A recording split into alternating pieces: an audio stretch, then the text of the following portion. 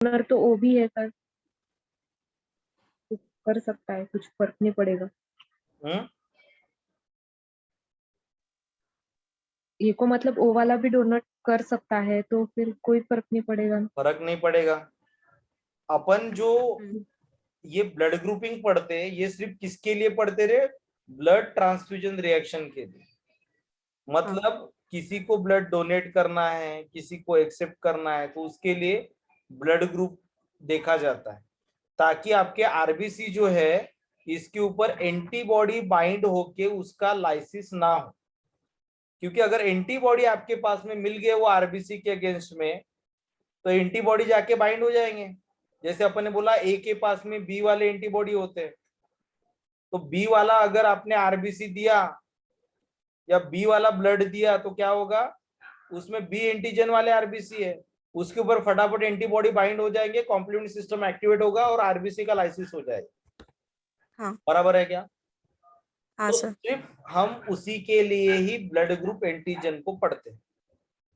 But अगर blood group antigen की अगर हम बात करेंगे, तो हमारे पास में ए बी एंड ओ इतने टाइप के ब्लड ग्रुप्स है, और ओ जो है ये आप सभी को दे सकते हो, इसलिए उसको यूनिवर्सल डोनर बोला जाता है, मतलब सबको चलता है। बट अगर हमने बॉम्बे फिनोटाइप को हमारे सिस्टम में अगर ऐड कर दिया, तो क्या ओ ब्लड ग्रुप आपके लिए यूनिवर्सल डोनर होगा क्या? नहीं। नो। हाँ, हो सकता है। अच्छा, मतलब ओ जो ब्लड ग्रुप है इसको अगर अपन ने बॉम्बे फिनोटाइप वाले को दे दिया, क्या होगा? क्या ओ एंटीजन को? ओ ब्लड जो है इसको अपन ने बॉम्बे फिनोटाइप वाले को दे दिया, मतलब एक्सेप्टर बॉम्बे फिनोटाइप वाला है, डोनर ओ है, क्योंकि अपन ने उसको यूनिवर्सल बोला है, तो वो तो बॉम्बे फिनोटाइप को भी चलना चाहिए। तो चलेगा क्या? नहीं, नहीं चलेगा। नहीं चलेगा। क्यों? क्योंकि इसके पास में जो एंटीबॉडी। एंटीबॉडीज रहेगी, वो एंटीबॉडी किसके अगेंस्ट में बनेगी? वो एंटीबॉडी ओ के बनेगी अगेंस्ट। इसके अगेंस्ट में। समझ में आया क्या? हाँ। मतलब बॉम्बे फिनोटाइप वाले के पास एंटी ए बी एंड ओ, इसके अगेंस्ट में एंटीबॉडी होनी चाहिए ना? हाँ। बराबर है क्या? हाँ। तो इस केस में बॉम्बे फिनोटाइप को अपन ने ऐड किया, तो ओ आपका यूनिवर्सल डोनर नहीं है। यूनिवर्सल डोनर कौन हो जाएगा फिर? O blood group. Universal donor कौन हो जाएगा? ए यूनिवर्सल डोनर एच कौन सा? एच। यूनिवर्सल डोनर हो जाएगा आपका बॉम्बे फिनोटाइप। क्यों रे? क्योंकि बॉम्बे फिनोटाइप के पास में जो ये 3 शुगर, ये सभी के पास में है, बराबर। तो किसी भी ब्लड ग्रुप वाले के पास ये 3 के अगेंस्ट में एंटीबॉडी नहीं बनेगी, तो इसलिए बॉम्बे फिनोटाइप अभी नया यूनिवर्सल डोनर हो गया। समझ में आया? हाँ सर। बट बॉम्बे फिनोटाइप के जो केसेस है ये बहुत कम है। बॉम्बे में एक फैमिली में ये पाया गया था, इसलिए वो फिनोटाइप वो फैमिली तक ही रेस्ट्रिक्टेड था। ठीक है, वो ज्यादा स्प्रेड नहीं हुआ है, इसलिए इसको अपन ने पूरा सिस्टम में ऐड नहीं किया। मतलब अभी भी हम A B A B A B और ओ, ये 4 ही ब्लड ग्रुप को कंसिडर करते हैं। ठीक है क्या? हाँ सर। बट अगर बॉम्बे फिनोटाइप वाला अगर एक आधा पेशेंट आ गया, तो उसको ओ ब्लड ग्रुप नहीं चलता, उसको बॉम्बे ही चाहिए। ठीक है, हाँ। चलो उसके बाद नेक्स्ट, अगर हम यहाँ पे बात करते ये एंटीजन की, तो ये आपका ब्लड ग्रुप एंटीजन जो है ये हमारे लिए एक ऑलिगोसेक्राइड चेन है।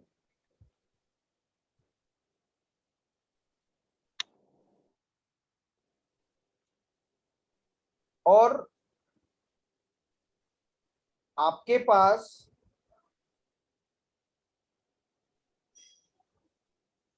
ये अगर हम ऑलिगोसेकेराइड चेन को अगर फोकस करेंगे तो ये अपना लिपिड बाइलेयर, और लिपिड बाइलेयर जो है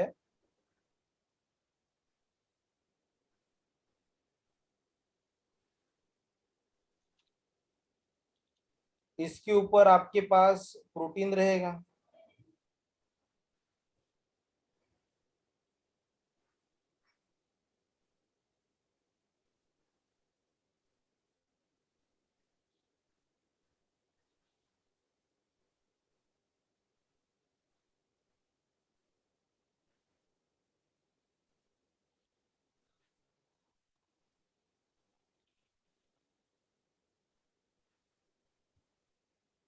तो ये आपका आरबीसी का मेम्ब्रेन है, और इसमें आपके पास में ये जो प्रोटीन है ये फिक्स है।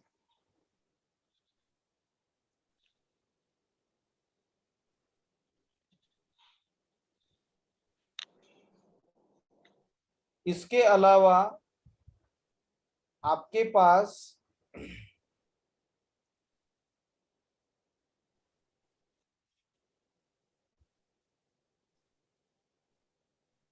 पेरिफेरल प्रोटीन भी रहेंगे,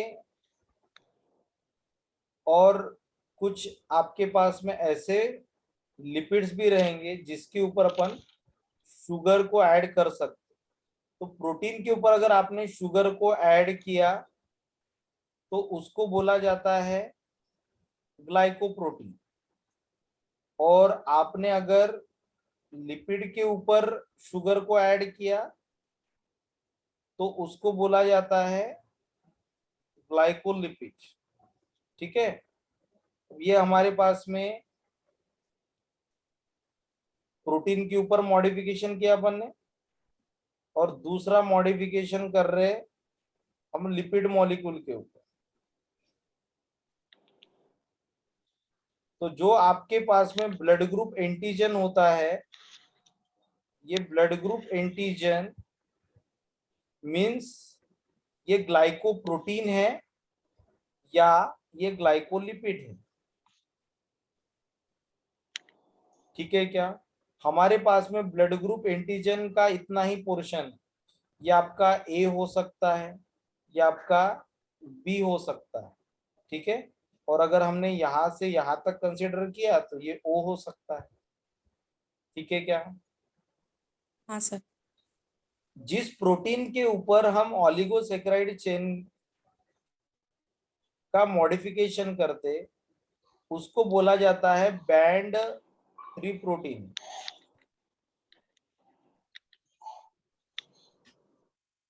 उसको अपन क्या बोलते हैं? Band 3 protein. ठीक है कि यहां तक? हाँ सर, ठीक है। अब बैंड 3 प्रोटीन क्या है?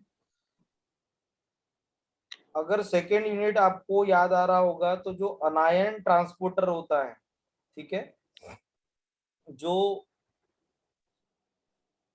क्लोराइड आयन और बाइकार्बोनेट आयन इसका ट्रांसपोर्ट करता था, उसको अपन ने बोला था अनायन ट्रांसपोर्टर। ठीक है क्या?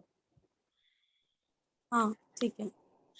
तो ये जो आपका बैंड 3 प्रोटीन होता है, इसके ऊपर हम क्या करते हैं? मॉडिफिकेशन करते हैं। इसका आपके ऑलिगोसेकेराइड चेन का। से हम्म, ठीक है, यहाँ ठीक तक है। ठीक है क्या? हाँ उसके बाद में जो आपका ये लिपिड है, तो ये आपका स्पिंगोलिपिड,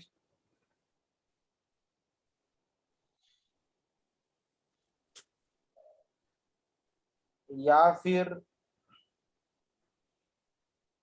सिरामाइड। स्पिंगोलिपिड में हमने सिरामाइड पढ़ा था, अगर वहां पे आपका फैटी एसिड अगर अटैच होता है स्पिंगोसिन के साथ तो उसको अपन सिरामाइड बोलते हैं। ठीक है। हाँ तो ये आपका जो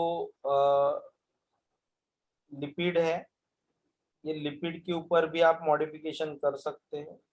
तो स्पिंगोलिपिड और बैंड 3 प्रोटीन जिसको अपन अनायन ट्रांसपोर्टर बोलते हैं, इसके ऊपर आपका ये ऑलिगोसेकेराइड चेन जो है इसको ऐड किया जाता है। यहाँ तक ठीक है क्या? हाँ सर। तो ये हो गया आपका ब्लड ग्रुप एंटीजन। यहाँ तक अगर किसी को भी कुछ डिफिकल्टी होगी तो आप पूछ सकते हो।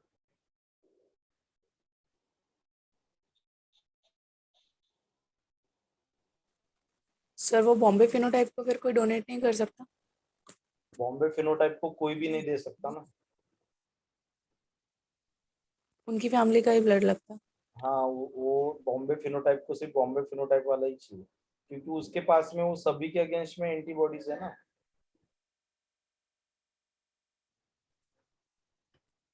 तो ठीक है। इन केस अगर हमें उनका हाँ जैसे हम जैसे नॉर्मली लिखते हैं IA तो हाँ। उनके लिए हम कुछ नहीं लिख सकते, सिर्फ हमें स्मॉल एच लिखना है?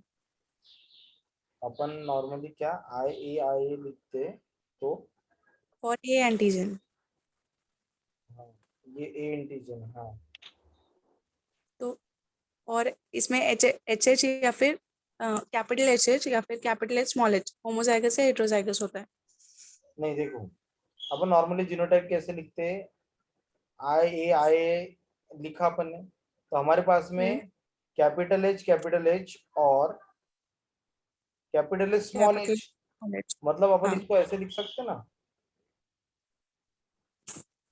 ये जीनोटाइप चल जाएगा अपने को बराबर। हाँ हाँ। सेकंड पोजीशन पे कोई भी हो हमें कोई फर्क नहीं पड़ता, एक कम से कम एक तो भी कैपिटल एच होना चाहिए हम्म और दूसरा होना चाहिए हमारे पास में आई ए। हाँ ठीक है। और हाँ आई ए के जगह पे आई ओ, बराबर। हाँ।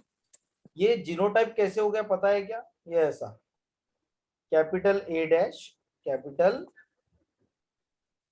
बी डैश, मतलब ए मतलब एच है आपका और बी मतलब क्या है, आई ए हो सकता है वो, अपन बी ब्लड ग्रुप के लिए पढ़ेंगे तो बी हो सकता है, और ओ ब्लड ग्रुप के लिए पढ़ेंगे तो ओ हो सकता है।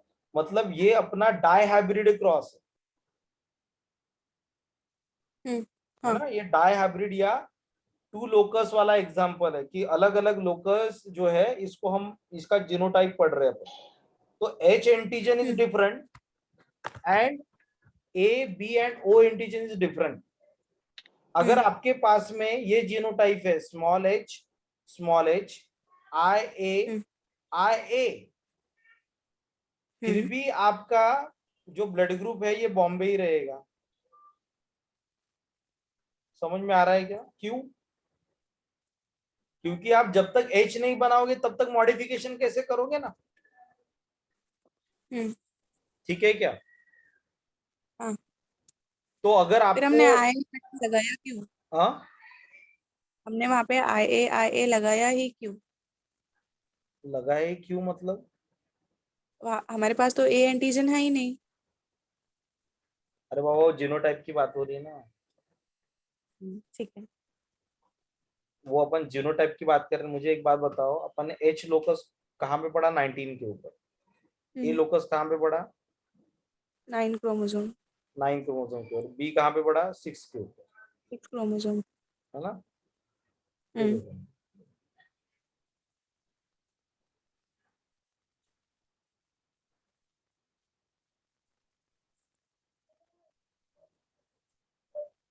6 क्रोमोसोम, 9 क्रोमोसोम और ये 19 chromosome. I B I A I, sorry,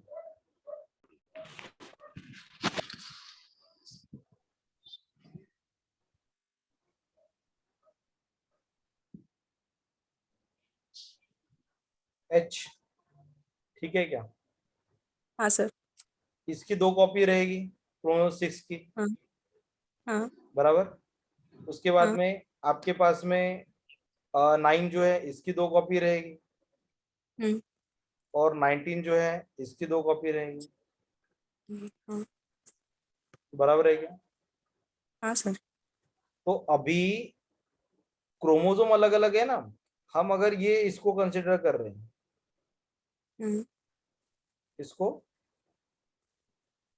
A antigen और एच एंटीजन, तो हाँ हमारे पास में एच एंटीजन जो है इसके जो क्रोमोसोम है, मान के चलते अपन हम्म कि ये एच एच है, तो जरूरी थोड़ी हम्म रहेगा कि इसके साथ में आई ए ही है, हो सकता है कि यहाँ पे आई ओ भी हो। वैसे हाँ ही आपके पास में ये जो एच है, इसके जगह पे आ गया स्मॉल एच, हम्म ठीक है, इसकी जगह पे क्या आ गया? हम्म स्मॉल एच हाँ आ गया। तो ये स्मॉल एच होमोजाइगस बन गया, और इसके साथ में क्रोमोसोम नंबर 9 जो है, ये आई ए लेके आ रहा है, या फिर आप आई बी पढ़ सकते हो, हम्म बराबर, या फिर आप हाँ आई ओ पढ़ सकते हो। हम्म ये तो क्रोमोसोम अलग से आ रहे हैं ना, लोकस हाँ अगर हाँ सेम होता तो फिर आप बोलते कि आई क्यों लिखा। अब आप हम्म क्वेश्चन यही है ना कि आपके पास में हाँ एच एच है, और आपका जीनोटाइप ब्लड ग्रुप ए के लिए बना है, फिर भी आप हम्म ब्लड ग्रुप ए नहीं बना सकते। हाँ नो ए एंटीजन, मतलब ए एंटीजन आपके आरबीसी के ऊपर बन ही नहीं रहा। क्यों नहीं बन रहा है? क्योंकि ये जो है ये इसका प्रिकर्सर नहीं दे रहा है। हम्म ए एंटीजन बनेगा तो ए बनेगा ना, और ए ही नहीं बनेगा तो, सॉरी, आपका एच एंटीजन एच बनेगा एंटी तो ए बनेगा। अगर एच ही नहीं बन रहा है आपका, तो ए कहां से बनेगा? भले ही आपका जीनोटाइप ये है, आप बना रहे हो एंजाइम, पर किसके ऊपर ट्रांसफर करोगे? एच एंटीजन ही नहीं है तो ट्रांसफर कहां पे करोगे? ठीक है सर। समझ में आ रहा है? हाँ सर। चलो, यहां तक अगर किसी को डिफिकल्टी होगी तो पूछ सकते हैं। ठीक है सर। हो गया।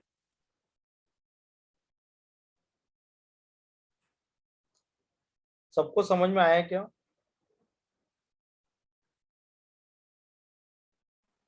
हाँ सर। हाँ सर।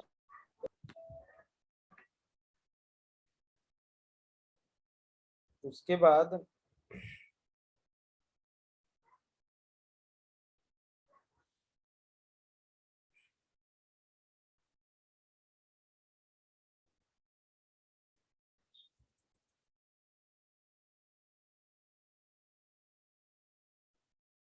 अगर फॉर एग्जांपल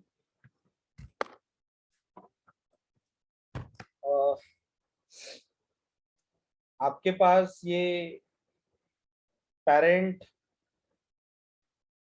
ए है और ये पेरेंट बी है, ठीक है, दोनों को क्रॉस किया तो आपको प्रोजेनी मिलेगा, और जो भी प्रोजेनी होगा आपका उसका कुछ ना कुछ ब्लड ग्रुप रहेगा। पेरेंट ए का ब्लड ग्रुप ए है और इसका बी है, तो प्रोजेनी का ब्लड ग्रुप क्या रहना चाहिए? इसका बी है और इसका भी बी है, तो प्रोजेनी का ब्लड ग्रुप क्या रहना चाहिए?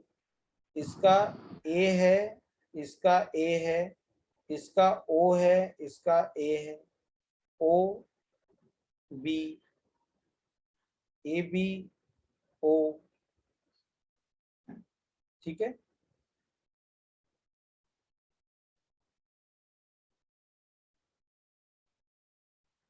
निकालो फटाफट। लिख लिया क्या?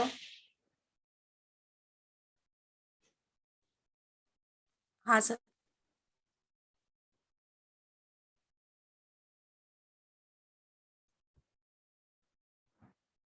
निकाल के रखो।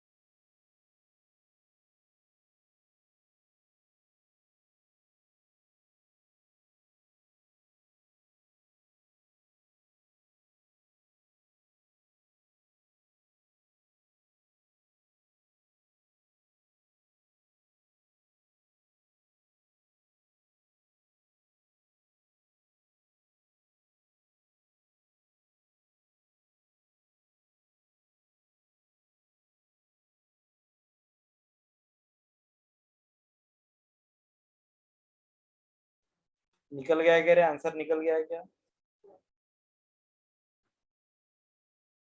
हेलो,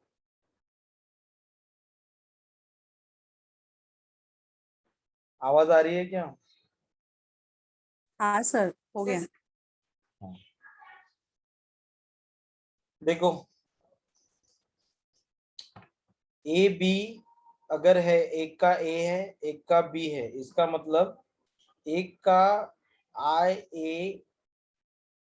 ओ होगा और दूसरे का होगा IBIO।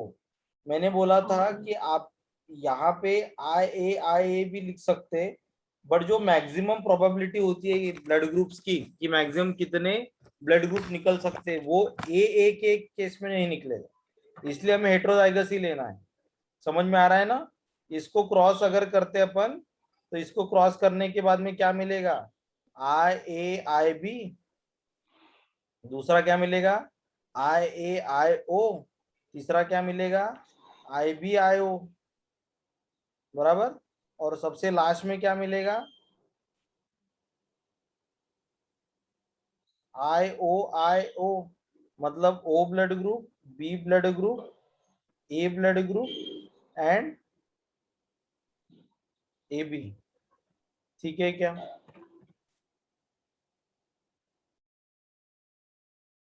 समझ में आया क्या? हाँ सर। बाकी का निकाल सकते क्या अभी? हाँ। बी के केस में क्या निकल जाएगा? बी और ओ निकलेगा। बराबर। हाँ। ए के केस में ए और ओ निकलेगा, और ओ ए के केस में क्या निकलेगा? और ए। ए और ओ। बी में भी आपका बी और ओ। ए बी ओ में क्या निकलेगा? A B O B.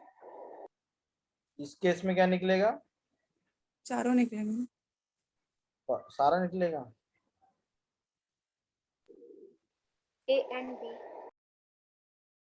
IAIO, IBIO और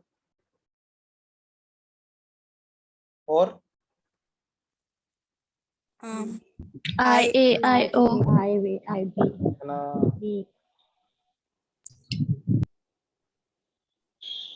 तो यहाँ पे सिर्फ ए और ए और बी निकल रहा है। बी। समझ में आया क्या? हाँ सर। तो ये जब तक करके नहीं देखते तब तक आपको समझ में नहीं आएगा, ठीक है ना? तो ये पूरा करके देखो, अगर किसी को कुछ डिफिकल्टीज आती है तो फिर पूछ लेना, ठीक है? Yes sir. समझ में आया क्या ये? हाँ सर। उसके बाद में नेक्स्ट आरबीसी जो है, इसमें जब भी एटीपी का प्रोडक्शन बहुत ज्यादा होता है, तो एटीपी का प्रोडक्शन जब ज्यादा रहेगा तब यहाँ पे रैपापोर्ट लिब्रिक साइकिल एक्टिवेट किया जाता है। ये सिर्फ आपका आरबीसी में होता है। रैपापोर्ट लिब्रिक साइकिल जो है ये आपका ग्लाइकोलिसिस ही है, बट इसमें एक स्टेप को अपन बाईपास करते हैं। ग्लूकोज जो है इसका कन्वर्शन जब ग्लूकोज 6 फॉस्फेट, उसके बाद में fructose 6 phosphate, fructose 1,6 bis phosphate, और उसके बाद में हम उसको क्लीव करते into the glyceraldehyde 3 phosphate and DHAP. Glyceraldehyde 3 phosphate जो है इसके ऊपर डिहाइड्रोजनेज एंजाइम एक्ट करेगा, तो वो कन्वर्ट हो जाएगा 1,3 बिस फॉस्फोग्लिसरेट में। यहां तक ठीक है क्या? हाँ ठीक। 1,3 बिस फॉस्फोग्लिसरेट बन गया। 1,3 बिस फॉस्फोग्लिसरेट जो है ये जब 3 फॉस्फोग्लिसरेट में कन्वर्ट होगा, तो यहाँ पे एक फॉस्फेट जो है हमारा, एक फॉस्फेट हम ट्रांसफर कर देंगे किसके ऊपर? आपके एडीपी के ऊपर। तो it is convert into ATP by the enzyme 3 phosphoglycerate kinase. याद आ रहा है क्या सबको? हाँ सर। ये एक ऐसा काइनेज था जिसका स्टेप आपको क्या मिलेगा? रिवर्सिबल मिलेगा। बाकी जितने भी काइनेज है उनके स्टेप्स इरिवर्सिबल होते हैं, ठीक है? हाँ ठीक है। अब देखो कि ये यहाँ पे क्या बना रहे? एटीपी बन रहा था, एक फॉस्फेट हम निकाल रहे थे, एंजाइम का नाम लगाया प्रोडक्ट काइनेज, इसलिए यहाँ पे ADP is convert to ATP. Already हमारे पास में एटीपी बहुत ज्यादा है, अब हमें एटीपी नहीं बनाना है, तो इसलिए आरबीसी क्या करता है, म्यूटेज एंजाइम को एक्टिवेट कर देता है। म्यूटेज कौन सा, 2,3 बिसफॉस्फोग्लिसरेट म्यूटेज, जो इसके जो इसके फर्स्ट पोजीशन का जो फॉस्फेट है इसको सेकेंड पोजीशन के ऊपर ट्रांसफर करेगा। तो फर्स्ट पोजीशन का फॉस्फेट सेकेंड पोजीशन के ऊपर आप ट्रांसफर करोगे तो ये बन जाएगा 2,3 बिसफॉस्फोग्लिसरेट। इसको 2,3 बीपीजी भी बोला जाता है। ठीक है क्या यहाँ तक? हाँ सर। 2,3 बीपीजी जो है इसका प्रोडक्शन कब बढ़ेगा, जब हाई अल्टीट्यूड पे आप जाओगे। तो सी लेवल से अगर आप हाई अल्टीट्यूड पे जाते हो तो उस केस में 2,3 बीपीजी का प्रोडक्शन बढ़ जाता है। क्यों बढ़ जाता है, क्योंकि ज्यादा हाइट के ऊपर अगर अपन जाते हैं तो वहां पे ऑक्सीजन का कॉन्सेंट्रेशन कम हो जाता है। तो O2 कॉन्सेंट्रेशन अगर कम होता है तो उस केस में भी 2,3 बीपीजी जो है इसको प्रोड्यूस किया जाता है। 2,3 बीपीजी जो है ये क्या करता है, आपके ऑक्सीजन के एफिनिटी को हीमोग्लोबिन के लिए कम कर देता है। तो 2,3 बीपीजी का प्रोडक्शन कब होगा, 2,3 बीपीजी का प्रोडक्शन कब होगा, जब आप हाई अल्टीट्यूड पे जाओगे। ठीक है, तो high altitude and low oxygen concentration 2,3 BPG के प्रोडक्शन को बढ़ाता है, और 2,3 बीपीजी जो है ये एफिनिटी को डिक्रीज करता है। किसके एफिनिटी को, ऑक्सीजन कह रहे हैं, हीमोग्लोबिन की एफिनिटी ऑक्सीजन के।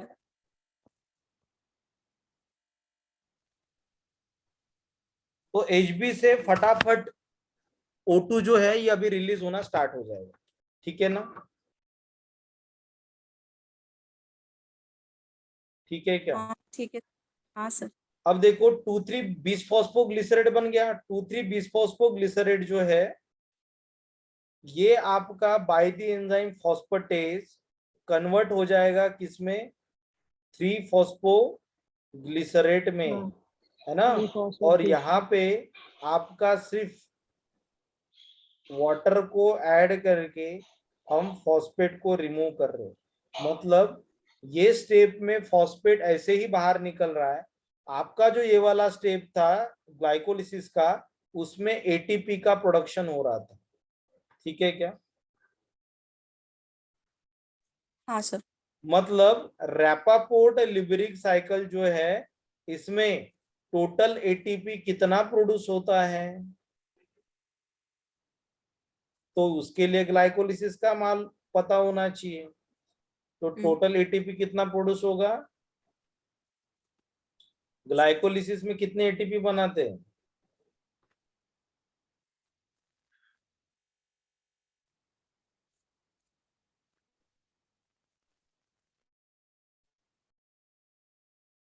ग्लाइकोलिसिस में हम बनाते 6 और 8 एटीपी।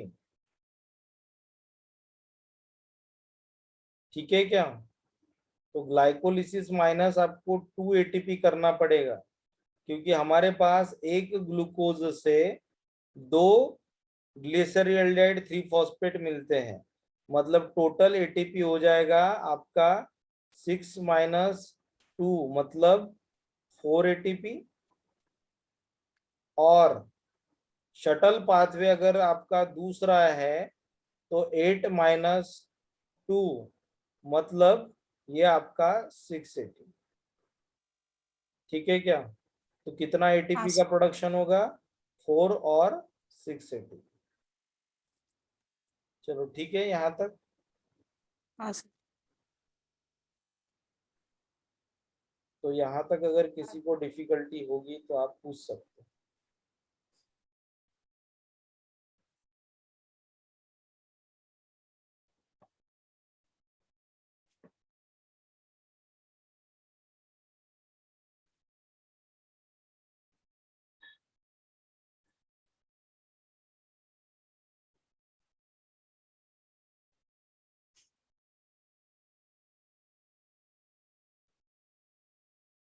तो बाकी का कल पढ़ेंगे अपन, ठीक है।